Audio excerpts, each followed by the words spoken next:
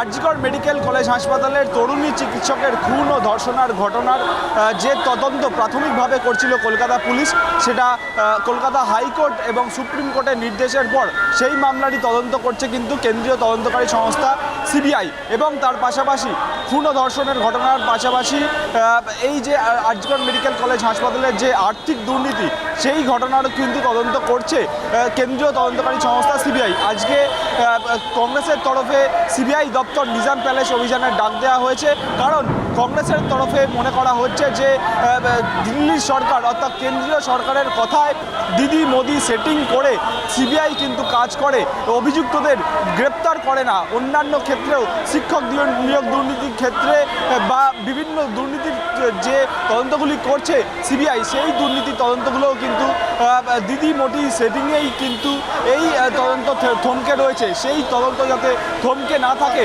আরজিকরের তরুণী চিকিৎসকের খুন ও ধর্ষণের ঘটনায় আসল দোষীরা যাতে সাজা পান, তার জন্যই কিন্তু আজকে রবীন্দ্র সদন চত্বর থেকে নিজাম প্যালেস সেই যে সিবিআইয়ের দপ্তর, সেখানে কংগ্রেসের অভিযান করা হয়। গত 12 বছর ধরে আমরা দেখেছি বিজেপি সরকার কেন্দ্রে আসার পর থেকে সিবিআই তার নিরপেক্ষতা হারিয়ে দিয়েছে, রাজনৈতিক উদ্দেশ্যে ব্যবহার করে, এবং তার সঙ্গে আমাদের তৃণমূল কংগ্রেসের একটা যোগ সাজা আসছে।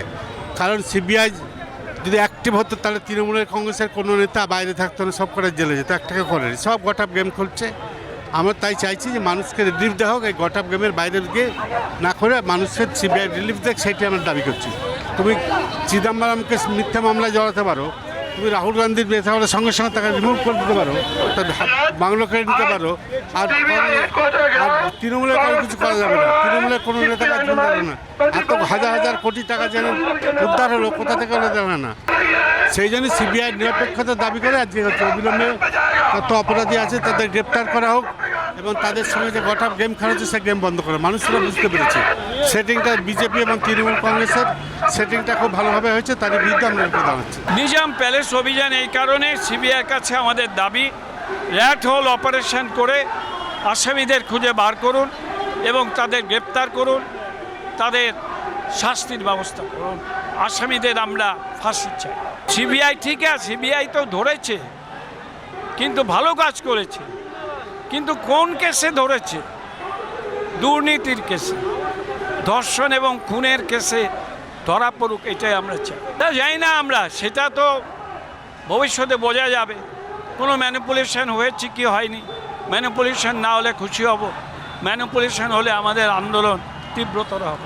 এই মুহূর্তে আমরা দেখতে পাচ্ছি নিজাম প্যালেসের যে মেন গেট রয়েছে, সেই মেন গেটের সামনে কংগ্রেসের যারা পদাধিকারীরা রয়েছে, যারা কর্মীরা রয়েছেন, আব্দুল মান্নানের নেতৃত্বে এই মিছিল, সেই মিছিল কিন্তু কংগ্রেসের তরফে যে মিছিল, সেই মিছিল নিজাম প্যালেসে ঢোকার চেষ্টা করছে।